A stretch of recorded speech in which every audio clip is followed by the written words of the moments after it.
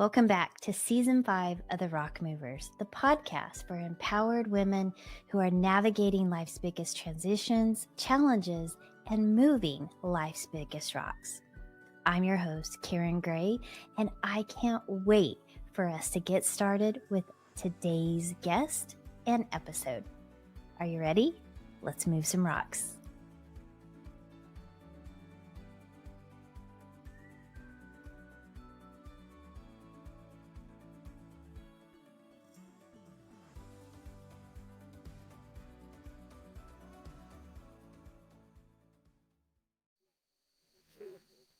All right, Rock Movers. One of the favorite things that I get to do as host of the podcast is choose my guests. And I can't believe I've waited this long to have you on the show, but I want to just welcome you, Sherry James, one of my absolute favorite humans on the planet next to my kids and my husband. You are like right there. My sister from another mister, Sherry James. Thank you for joining me. Thank you for having me. I love it. And you love Jason and the kids too. So, we're just one big happy family. We are one big happy family. And literally, when you get the three of us together, so much goes on. That literally should be the podcast. We should have Jason on here. But then I would not get to ask you any questions because he would totally take over. He would. He would. And I'd allow it. And it would be a comedy show. So, but today, we're going to be a little more serious. And I want my people to really see inside your heart because it is vast and huge and so beautiful because all that you've gone through, all of the rocks that you've moved have made you this enduring soul that I adore and love so much. But if you will, share about that first rock or the biggest rock that you're, because there's many, but what's the one you want to talk about today? So I would say that if I had to zoom all the way back out and not be very specific on one particular, I would say overall is my perception of failure, right? That was my biggest rock. So it showed up, in corporate America as imposter syndrome. Now that there's a name for it, there didn't used to be, right? Yeah. But I think the perception of failure, of course, with my parents, the way their life ended, and being an only child, I thought that my dad's life ending the way that it did, my mom's life ending the way that it did was my fault. So I always had this perception of a failure from as early as 8 years old, even though I was in talented and gifted classes and schools and scored off the charts and all the IQ tests and all those things. It didn't really matter because I had this perception of failure that I believed defined who I was, and it also defined who I would be. So that was my biggest rock. And that rock still shows up, right? So we're talking consistently, like every now and then I'm still, that's so, it's a little smaller now. That damn hill. That's the hill every time, right? But that's probably the biggest, and because it's had the most impact in the most areas of my life. So in my marriage and my motherhood and my work and academia, all of those. So that's the biggest rock. I was able to, thank God, utilize the decades of corporate America experience that I had in teaching. My first job, I don't even know if you know this, Karen, but one of my first jobs was I taught at AT&T. And so no, I don't think I did know. Yeah, so that was my first kind of real job in corporate. I was there for 6 months, and I was supposed to be in a call center. I was in a call center. I was supposed to be answering the phones. When people, I don't know if you remember this, you're not old enough probably, but you're funny. I love that. That's so cute. But back in the day, people used to switch your long distance carrier by, they was called slamming. And so there was a phone number at the bottom of everybody's bill that if you had a problem with your long distance carrier, call this number. And that was the number that I answered. And I was supposed to not only, calm them down, but also sell them AT&T services. And I nailed it. The first 6 months I was there, I moved into a leadership role. And so it started, I'm like, okay, maybe I'm not really a failure. Maybe I can teach others. Maybe even though I failed at doing this parental thing, which I had no responsibility for, actually, I knew that I could teach others and I could train others. And I had a heart for, back then, what was a 6 or 9 week training course. We could actually train people how to do their jobs. Can you know, that's Shocking. it's mind blowing nowadays. I love More that. than a here's a book, good luck. Or I here's a digital file, good luck. exactly. Watch this video. Yeah, watched the video that was filmed 40 years ago. So yeah, I was able to take that perception of failure and utilize it. If I had to look back now and say that's how I decided to become a chief experience officer. I always wanted to know the personas of everyone. Okay, I know how the customer feels. How do the people answering the calls feel? Like, do they feel that they have the skills that they need? And then fast forward to now having a for-profit and a non-for-profit, which are both focused on teaching, training, healing, and creating mental wealth. So that perception of failure still serves me well to this date, as long as I keep it in check. So, okay, so I love that you are launched into the second half of that because you're prepared. What you did with the rock, and love that it's the same situation. It's just a different lens or a different perspective of the Yeah, rock. absolutely. And so tell me or tell us, the listeners, what you're doing, because you mentioned it a little bit, right? You have a nonprofit, you have a for-profit. Let's talk about your for-profit first. Okay. So you have Phoenix Speaks. Yes. You actually go in and do what for organizations and companies? Thank you. Great question. So we do a discovery session first. So we don't have a lot of clients, nor is our goal to have a lot of clients. Our goal is to have the right client that we can help at the right time. So we do a discovery session and we find out, I use some of my magic PMP skills to find out what the actual problem is, peeling back. Which you are massively good at. Like, Lord boggles my mind with her spreadsheets and her organization. It's like, did you think of this? Did you think of this? What about this? What about this? What about this? What about this? Thank you. It drives me nuts because that is not my skill. Not my skill. So everybody needs a Sherry James in their life. Well, and I am for hire. So that is one of the things. Yeah, at a cost. But that's what I do for my clients, right? So sometimes, but it's more than just the execution, right? So that Right. definitely a skill set on how we execute, but being able to understand what is the problem and what is the problem from multiple perspectives. So, I do have a certification in Corn Ferry 360. So I can do this kind of, let me go in and find out, because as a C-level executive, I would say I'm doing everything great. We know Sure. that's not the case, right? Yeah, And you have one lens. yeah, And you're it's not just, going to be super critical of it. absolutely. Or you're going to be, if you are a woman, you're going to be overtly critical. Critical. Yeah. And so the truth lies in the middle somewhere. So definitely the discovery session helps us understand what the problem is, and then we create together what this journey map is to success. One of the other things that we utilize is kind of the agile methodology. So it's not like, hey, give me your information, we'll come back in 6 months. We're going to meet every week and we're going to see that needle moving towards your progress. And people love that. People love to say, hey, or we can, in the middle of it, go, this doesn't even apply anymore. We just got purchased by another company. They already have their standards in place. What do we need to do to make sure that we're mentally wealthy throughout this merger and acquisition, for example? So that's one of the services. Obviously, my keynote speaking is my passion. I love being on a stage in front of people, teaching them the concepts of all kinds of things, human resources. We do sexual harassment training, the stuff that like no one else wants to do, right? When I was in HR, we didn't want to do sexual harassment training because that was kind of, and that's who we are. And then we also do the TV show. So we have a TV show called Creating Mental Wealth. It is scheduled to be live in any day now. And so we're looking for commercial sponsors for that. So it's a talk show, 30 minutes, that we talk to people from all walks of life about how they are mentally wealthy. And I'm so excited about that because that's going to be spread globally. And I think that it's time for that. So let's open that box because we really haven't talked about on this show. What does it mean to be mentally wealthy? Okay.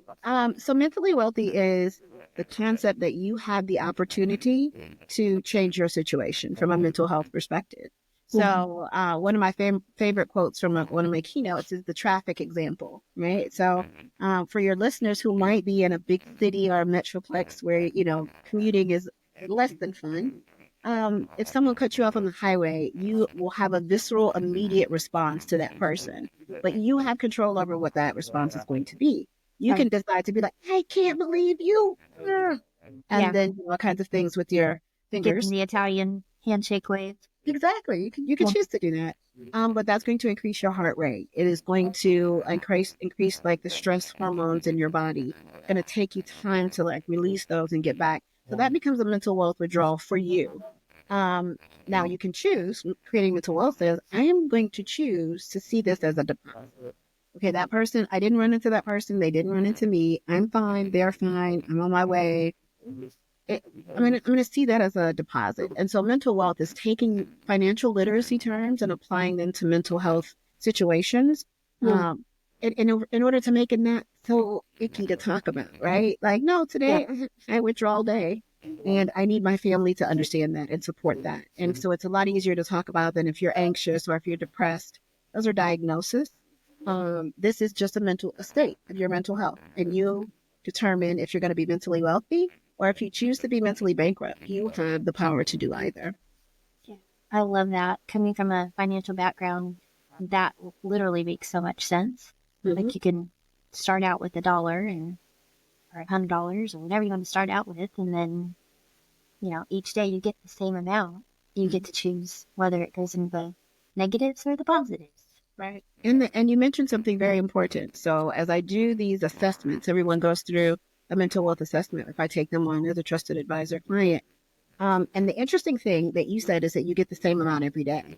You don't have to get the same amount every day. Like it's literally your account.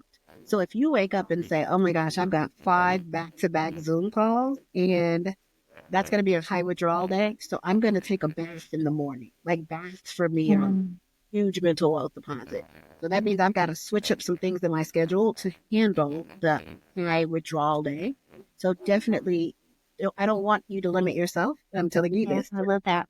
Don't limit yourself. You deposit what you think you need for the day. So it's like a mental wealth black card, right? You spend it. You spend Oh, as much as you want for as long as you want, knowing that every day God's going to give you some deposits. He's going to give you the fact that you woke up and your family's safe and you ate today and there's a roof over you. Like when you start writing down all the things, your deposits, you're y'all like, know my friend's bougie because she just mentioned a black card. Like you're gonna have one of those little metal ding, ding, ding. That's what a black card is. If y'all don't know, she's bougie. It's so bougie. I love it. So yes, if you have unlimited access, unlimited funds, you can make your own black card. I love that. So if you yeah, don't have one in real life, you have one now. We're you just do. giving you the manufacturing rights to create one.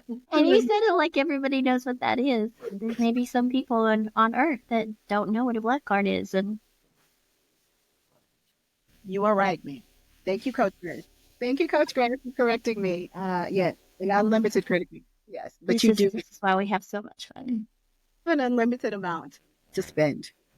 Yes, that is I true. love that. So you get to decide to add to it, Mhm. what to add to it, and what you need to start with. And then as things go in life, as they do, you have withdrawals and deposits. How do you balance those out when you're just in that spiral of withdrawals? What do you recommend? I love that you use the word spiral. So spiral to me, another, you're just learning all the things about me today after our years of friendship, but I don't like swings. So the swing set, like in the yard, I don't like swings. I don't like um, roller coasters, anything that give me that feeling in my stomach, right? Uh-huh. I don't like that. I get that same feeling when I get high withdrawal. Like something happens, I get that feeling in my stomach as if someone is swinging me one way or the other. So Mm. the best way for me to balance is to ground and to stabilize myself. That is used by this. Again, I'm old school, right? But I can go back and flip some pages and find some deposits from days before, from my journaling, from the tasks notes of what I've done, even the lines of things that I've completed, right? And so my balance sheet looks like a to-do list with some marks drawn through it of the things that I've completed. That's a huge deposit for me because some days my spiral is like, oh my gosh, I needed to do this. I didn't do that, which means I'm a horrible mom, which means I'm this. And then I've got to stop and go, hold on, let me look and see what I said about myself. Let me look and see what I've done for myself. Let me look through my thread of emails and see the number of thank you so much for taking my call last night. I was very stressed. I didn't have anyone to talk to. those become my balances, right? That's what I need to go to be like, you know what, I am. Sometimes it's my son. Sometimes it's my 17-year-old who says things that are the most wise and profound.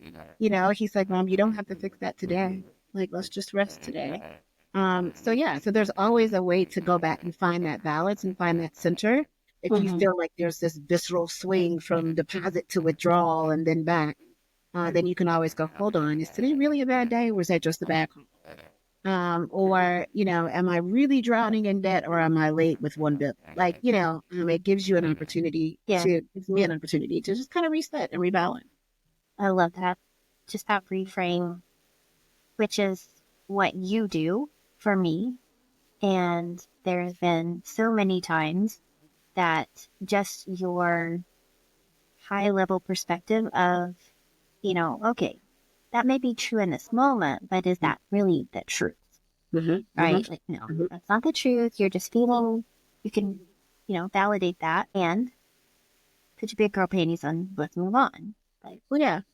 Well, and I think, sorry, put your big girl panties on, just so we're clear. Okay, that's a Karen statement, not a Sherry statement. Let's just be clear. I would never tell you that.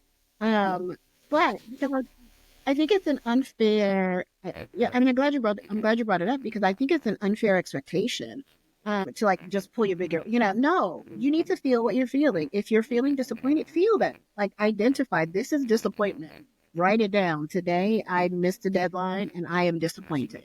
This is a mental wealth withdrawal. But how much is it going to be? Because I woke up feeling like 5 million today. So did I miss this deadline? I did, but look at all the things that I did. And so in hindsight, I am not a failure. I'm disappointed, and I should be. But then I write a plan. What do I do to keep this from happening again? And now that's balanced my spreadsheet back up. Right now I'm like, oh, this was a withdrawal. And then I have to right size it and bring it back to like, okay, I felt disappointed for 5 minutes, 10 minutes, 30 minutes, but I set a timer. You got 3 days. Like, if you got, and that's kind of it. That comes from a different reference, right? But I wait for 3 days. I know something is going to happen in 3 days. Something's been promised. So I give myself the maximum of 3 days to be angry, upset, to spiral, depressed, whatever. But I also let the people around me know that I'm in this 3-day period. So let me feel my feelings for about 3 days. And typically 5 or 6 hours later, I'm better, because I've given myself permission to feel that feeling, anger, disappointment, frustration, all of those things. I know how to stop the spiral. Feel it, identify it, write it down, and then stop the spiral, or at least give the spiral a timeline. Yeah. So I love that. My timeline is this. Well, I have a shorter timeline, but when I'm done, that's when it's it's time to put your big girl panties on. Like, that's my mental switch of a decision. That's my cognitive push for me, that my inner child, my little girl, was hurt. Okay, now it's time to be the adult again in this scenario and do something about that. Whether that's take action, fun, forgiveness, whatever is required, or just accept that that's a lesson. Okay, great. And do that lesson again. Whatever that is. So I love it. 2 different reframes, 2 different ways of looking at it, but same outlook, that there are times you just make a choice and you get to move forward, because we don't want to stay wherever that is. Absolutely. The bottom of the spiral in the negative balance sheet. Absolutely. We've got to get a deposit. And then once you start having this conversation with people in your life, they can tell, right? And they're just I know you and Jason have this kind of unspoken communicate, right? Where you don't have to say anything. He knows if something's not right. And so if you were in public and he didn't want to say, hey, are you spiraling? He's not going to say that. He'd be like, hey, need some deposits? What's going on, right? And so the purpose of the curriculum is to make the vernacular easy for everyone involved. And also, when we teach it in schools, it teaches children how to count, which I don't know how they're graduating from college and they don't understand money at all. So the curriculum also gives them some idea about what a deposit and a withdrawal and interest-bearing accounts and portfolios. We use all of that vernacular so that they can understand that side as well as how to manage their mental health. So it's kind of a twofold approach. I'm super excited about the lives that have been changed as a result, and struggling with the fact that people are like, oh, we want to hear from all these thousands of people. Every one person that reaches out and tells us that we've saved their life is more than enough, right? And so that's one of the things that keeps me balanced and keeps me from spiraling out, is knowing that Yeah. every day that I've changed at least one life and saved at least one life, and it keeps our entire team moving. So yeah. So that is the nonprofit arm Yes. of what you do. So let's talk a little bit more about that. So 2020 Lives Changed. How fortuitous was that name? So she created this name in 2019 I did, yeah. So with a mission. with a mission, yeah, to save lives. The project manager in me, I had a dream of the number 2020, and I said, you know what, God is trying to tell me that next year I need to, keep going with this mental wealth perspective. Let's keep doing this, but let's do it for in schools. And I had no idea. So my certification of my paperwork shows, I think, October 13th or 19th of 2019, and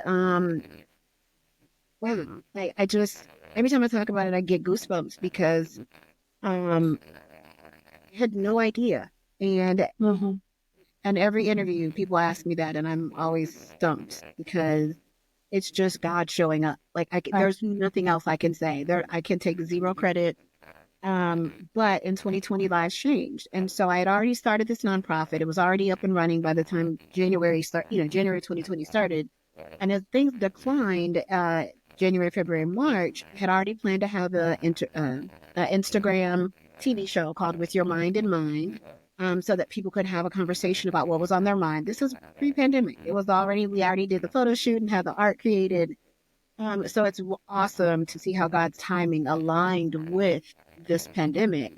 My son was home with me, and he helped me set up the cameras, and we had never done anything live before on Instagram, right? And so Yeah. we got to open the platform safely together while we were at home.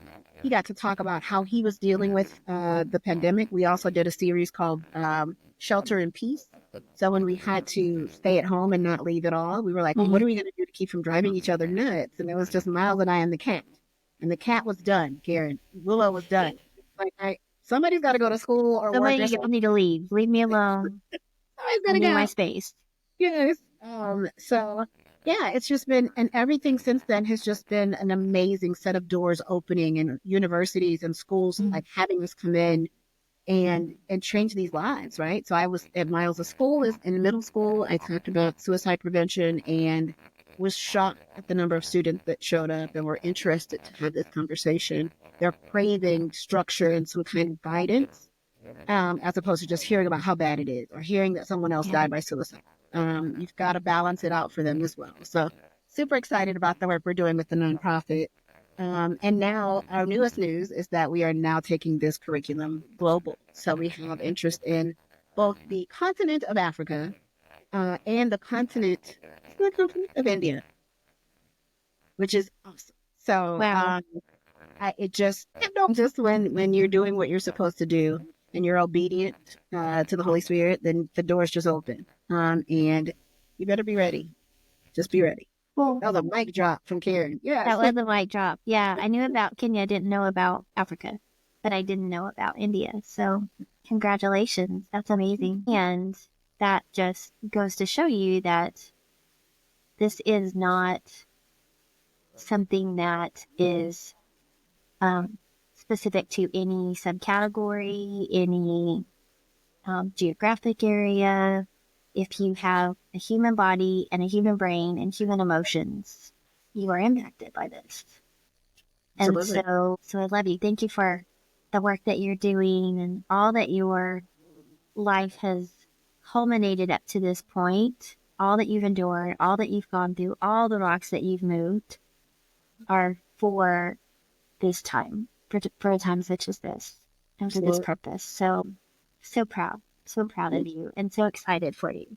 So deserving. And now going forward, how can people, so they're hearing all of this amazing stuff now, like, I had no idea she did all that. I didn't know she did that either. So they're having this conversation because you are the secret bombshell in every room because you are not self promoting. and you are like you serve others. You are self-sacrificial. Probably not a great description of you. You don't really self-sacrifice, but you do serve from such a selfless place. You serve others generously. So, for those that didn't know in your world or new to this, how can they find you? What's the best place for them to get connected to you, learn more about you, get that free discovery call so that they can learn more about is this the right avenue for their company or their family? Absolutely. Thank you for that. Yeah, I think the best way to reach me is LinkedIn. I spend the majority of my time on LinkedIn. It's my favorite platform. I've been with them for a very long time. And also Instagram. And so Sherry James PMP, you can Google it, honestly, but please put the PMP on there. It doesn't seem important, I promise you. There's a bunch of Sherry James. And so Sherry Sherry James PMP, Paul Mary Paul. If you put it in Google, it'll show you all of the places where I'll be speaking. It'll show you the websites, both the for-profit and the nonprofit.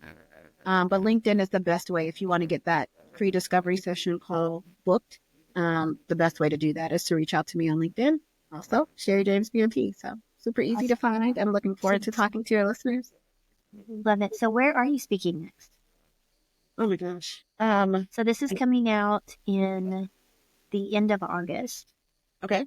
So, they'll be getting this out in September. What do you have going on? So September, we're doing a bit of a naval tour. So I have another thing that I do that I didn't mention is that I also help other speakers get speaking gigs. Mm-hmm. And so one of our clients is doing a bit of a naval tour. So most of September, we'll be doing Chief Petty Officer Day in Jacksonville, Florida. We'll be doing the same, actually the 10th anniversary in Jacksonville, 20th anniversary in San Diego. There's some time in, wow, I just forgot the name of the city. On the East Coast. It's just gone. It's just gone. Virginia? Norfolk. No. Thank you. It is Norfolk. Thank you. The name of the city was gone. So yeah. So September sees us on the road quite a bit. Still filming episodes of the Creating Mental Wealth show. And then a couple of speaking gigs here or there, but mostly focused on Naval Chief Petty Officer Pride Day activities across the country. Wow. Well, that's exciting. So many things going on. How do you, in all of these things, with a son that's a junior in high school and who literally is her mini me some days, it's much fun with that. But how do you keep your balance other than the mental wealth deposits? Is there anything else that you do that just absolutely is a tip that others should consider and try? Yeah, so I pray, but it's probably not the normal prayer like, oh dear Jesus, thank you. I I I, I find that my faith finds me in praise and worship. And so it's not the opposite. It's not like I go into praise and worship looking for something, but I spend my day, I wake up in the morning in praise and worship. And I mean like gospel music, my neighbors hate me kind of praise and worship because I'm so thankful for what is going to happen. That the current situation matters now, right? And so that is my number one practice when I'm in the car, when I'm sitting still and there's nothing to do. And if it's quiet, we're in praise and worship, and that's everybody in the house. And so that is my my reps. That's my workout. That's my emotional, spiritual workout every day. Is yes, things may be tough. I've got two businesses that I am teetering to try to keep afloat without this influx of funds that we expected. But even in the midst of that, I can find a reason to be grateful and thankful and be prayerful and thankful. So that's it. Like that's my magic token. My magic wand is praise and worship. No matter what, no matter how hard it is, no matter how bad it looks, I am thankful because I know something good is coming. Yeah, there's always something to be thankful for. Mm-hmm. I love it. Love it, love it, love it. All right. Well, any words that you want to leave them with before we wrap this up and tie it with a bow? I would absolutely love to just say that I am so super proud of you, Karen, and all of the things that you've gone through to get here. You deserve the absolute best. And I'm so excited to be here to see it making its way into your hands, into your heart, so that you can see how much you are loved and how much you are supported. Thank you for having me along as a part of the ride. I'm honored. So thank you. I can't imagine doing any of this without you now. Now that you're in my life, you're stuck forever, never. Yay. So, Yeah. but y'all see, this is everybody needs a Sherry James in their life. This is why, but you can't have mine. We're working on cloning as we speak. We're working on We it. are, yes. I don't know if the world can handle more than one of you or I, so they'll have to clone someone else. But we're gonna wrap it up with that. So we have a message that I share at the end of all of our podcasts, and that's just a reminder to keep moving the rocks, one day, one rock at a time, and just know that you don't have to do it alone. You have people like Sherry Jeans in your world that you can lean into and reach out to help you move those rocks. Until next time. Wow, wasn't today's guest amazing? I hope that you enjoyed them as much as I did, and I hope that you got something super valuable. So, just for being here, I want to gift you free access to my Reclaim Your Confidence course. It's a mini course, short 5 modules. It's impactful, yet it's not super heavy. So, use VIP 2024 as a code to get free access to this course just for showing up and listening to this entire episode. And I also want to know, what are you getting from this? What would you like to see? What are future episodes? Who do we need to be talking to? Who has some amazing rocks that they want to share? And that's by sharing, commenting, and subscribing to the Rock Movers, and then following me over on social media. We want to stay connected. We want to be a part of your world, and I want to invite you to be a part of mine. If you'd like to book a call, go a little bit deeper into some of these topics, you can find a link to book that call on CoachKarenGray.com.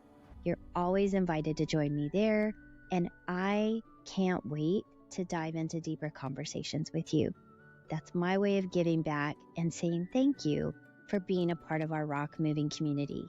Until the next episode, or until we jump on the call, have a great day and keep moving those rocks.